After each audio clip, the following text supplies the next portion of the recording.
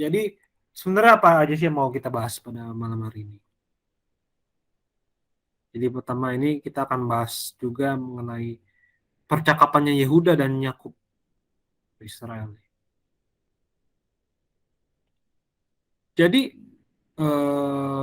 teman-teman, Bapak Ibu semuanya, saudara-saudari. Jadi seperti yang kita sudah lihat di apa namanya, di bacaan yang tadi kita baru saja baca nih, teman-teman, bahwa di sini ada eh, perintah untuk membeli bahan makanan kembali nih. Di ya di ayat 1 dan 2-nya, tetapi hebat sekali kelaparan di negeri itu, dan setelah gandum yang dibawa mereka dari Mesir habis dimakan, berkatalah ayah mereka, pergilah pula membeli sedikit bahan makanan untuk kita. Kalau teman-teman lihat di Kejadian 42 nih, terutama di bagian akhirnya, akan ada kesan bahwa eh, pendirian Yakub ini nggak teguh. Kan Yakub ini melarang anak-anaknya pergi lagi ke Mesir nih, karena takut kehilangan anak-anaknya lagi. Ini. Kan istilahnya mah Yakub udah ngomong, Yusuf udah nggak ada lagi, Simeonnya sudah tidak ada, sekarang anaknya saya yang paling kecil aja mau kamu bawa, ini hilang lagi tiga-tiganya, gimana ini maksudnya? Akhirnya apa ya?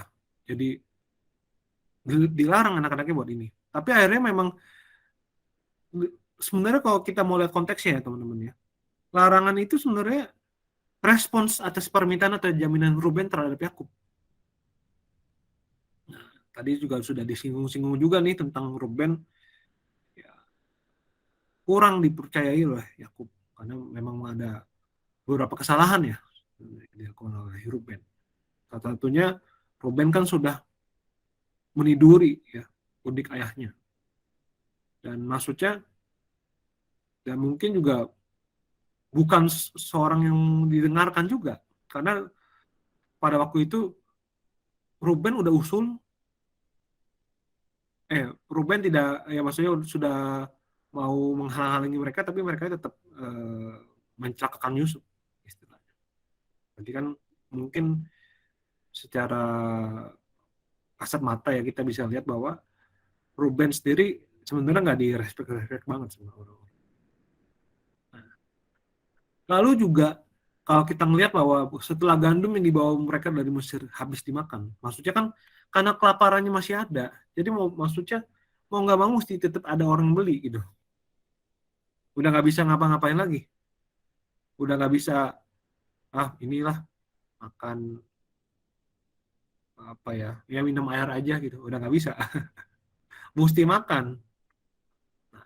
Akibatnya bisa jadi kelaparan itu kalau udah mentok, udah ini akhirnya ya udah pemikiran atau pendirian Yakubnya atau ayahnya itu udah berubah menurut dari Jerome ini, biblical commentary.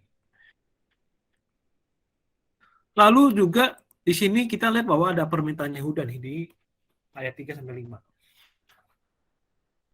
Lalu Yehuda menjawabnya, orang itu telah memperingatkan kami dengan sungguh-sungguh, kamu tidak boleh melihat mukaku jika adikmu itu tidak ada bersama-sama dengan kamu. Jika engkau mau membiarkan adik kami pergi bersama-sama dengan kami, maka kami mau pergi ke sana dan membeli bahan makanan bagimu.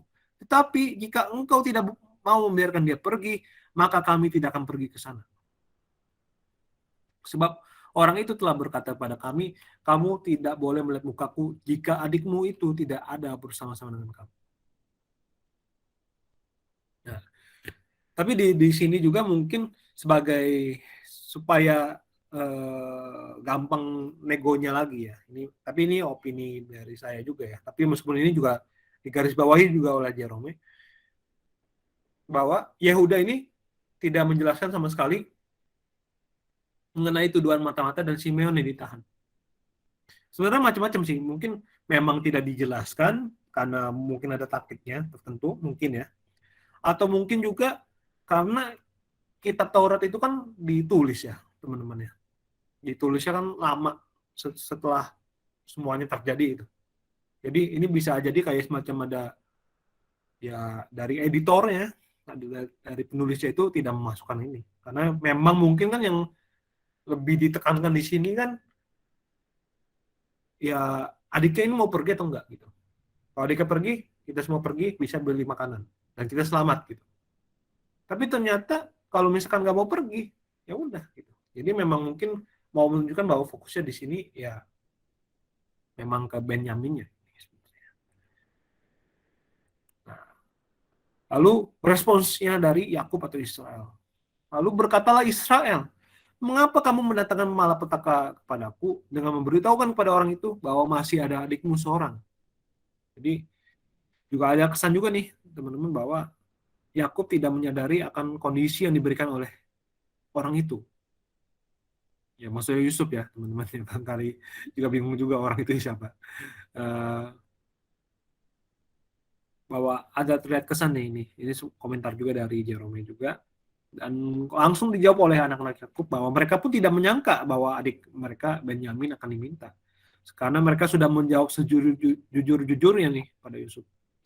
Jadi maksudnya Yusufnya sudah nanya teliti sampai mungkin istilahnya mah udah tahu semua gitu ya.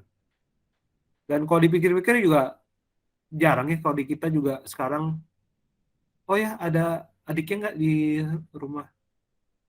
Ya tadi ada sih baru pulang sekolah kayaknya makanya nggak ikut. Ya udah suruh bawa adik ke sini gitu. Itu kan bukan sesuatu yang cukup sering dilakukan ya. Jadi ya pasti kita juga kaget juga, dan zaman dulu juga apalagi dengan mungkin masih ya dengan apa ya segala larangan yang udah diberikan oleh Yakub, dan maksudnya mungkin juga masih muda dan semacamnya, ya, makanya mereka nggak ikut beli bahan makanan, makanya Benyaminnya tidak ikut. Terus kan mungkin mikirnya orangnya nggak bakal nggak bakal tiba-tiba diminta gitu, nggak bakal tiba-tiba random aja diminta oleh Yusuf, tapi ternyata karena Yusufnya juga ya karena Yusuf gitu ya, ya yang minta, jadi akhirnya ya udah ngasih tahu bahwa ada adik di rumah gitu loh. Akhirnya ya nggak nyangka juga, siapa sih yang nyangka gitu. Di sini seperti itu kira-kira yang keadaan yang terjadi. Lalu di sini seperti yang tadi udah disinggung juga oleh Citin juga dan oleh Peter juga nih tentang yang Yehudanya nih. Ya. Yehuda menjamin bahwa Benyamin tidak akan mengalami apapun. Dia bersedia untuk dituntut nih apabila terjadi sesuatu. Jadi di sini kita lihat bahwa Yehuda ini di sini maju sebagai pahlawan atau penjamin. Seperti yang dilakukan Ruben pada Kejadian 37 dan 42. Kan Ruben juga yang menggagalkan pembunuhannya Yusuf sebenarnya kan.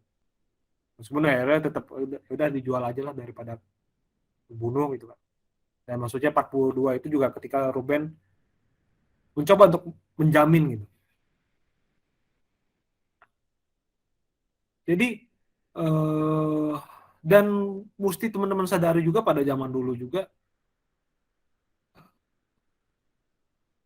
janji itu tuh bukan sesuatu yang main-main bagi orang zaman dulu. Dan ini dapat dituntut juga secara hukum juga. Jika orang sudah berjanji, kalau misalkan janjinya tidak ditepati, dari hukum yang berlaku pada saat itu, dan juga dari Tuhan juga, itu akan beneran kejadian dihukum. Dan kalau misalnya Tuhan yang maksudnya dia janji sama Tuhan, kalau nggak dilaksanain, ya Tuhan sendiri yang hukum. Dan seringkali hukumannya adalah wafat gitu, mati. Hingga keturunannya loh. Nah, seperti yang dilakukan Tuhan ya terhadap ya ya ini masih agak ke depan banget ya, ya jauh ke depan banget. Misalkan orang pada raja-raja Israel yang setelah uh, Daud ya, maksudnya seperti Yerobeam dan apa itu pada nakalan semua, akhirnya beneran dihabisi itu. Nah, ini juga janji dan apa semua itu benar-benar dituntut daripadanya. Meskipun mungkin juga kualitasnya Yehuda sendiri di antara saudara-saudaranya sendiri juga sudah terlihat juga sih. Makanya dia lebih didengarkan daripada Ruben. Makanya ketika Yehuda maju dan menjamin, ya Yakub juga ya udah, saya percaya sama dia. Dan ini juga kalau kita lihat ke masa depan dan semacam ini, sebenarnya ini adalah pertanda atau foreshadowing peran suku Yehuda dalam sejarah keselamatan, yaitu nampak pada Daud dan juga nampak pada Yesus. Gitu. Jangan lupa Yesus itu kan keturunan Daud. Daud itu dari suku Yehuda juga. Jadi ini petandanya sih sebenarnya mengenai uh, figur di masa depannya seperti apa. Lalu sedikit komentar juga mengenai taktik izin dan taktik Israel nih sebenarnya. Lalu Israel ayah mereka berkata kepadanya, jika demikian perbuatlah begini, ambillah hasil yang terbaik dari negeri ini dari dalam tempat gedungmu dan bawalah kepada orang itu sebagai persembahan. Sedikit balsam dan sedikit madu, damar ladan, buah kemiri dan buah badam. Dan bawalah uang 2 kali lipat banyaknya, uang yang telah dikembalikan ke dalam mulut karung-karungmu itu haruslah kamu bawa kembali. Mungkin itu suatu kekilafan. Bawalah juga adikmu itu, bersiaplah dan kembalilah pula pada orang itu.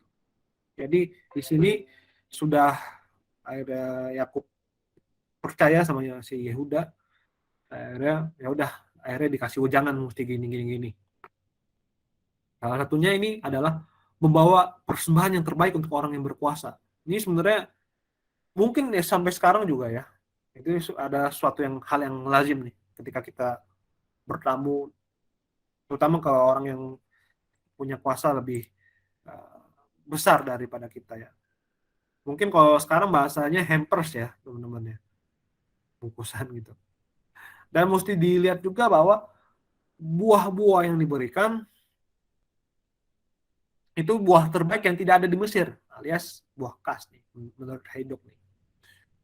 Jadi ya damar dan buah kemiri dan buah badam ini nggak ada di Mesir, tapi ada di tanahnya Israel dan akhirnya disuruh bawa.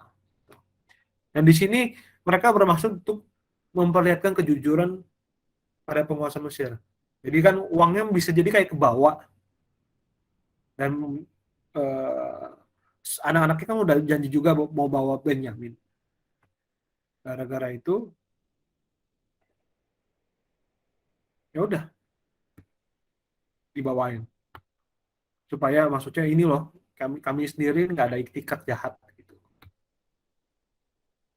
Kami bawa uang balikin bahkan 2 kali lipat juga, terus juga kami membawa adiknya juga karena kami udah janji. Akhirnya dari sini kita poin yang mau saya sampaikan sebenarnya dari Yehuda sendiri adalah Yehuda merupakan figur Daud dan Yesus dalam sejarah keselamatan. Begitu. Ya, sekarang saya serahkan ke Bardus. Oh.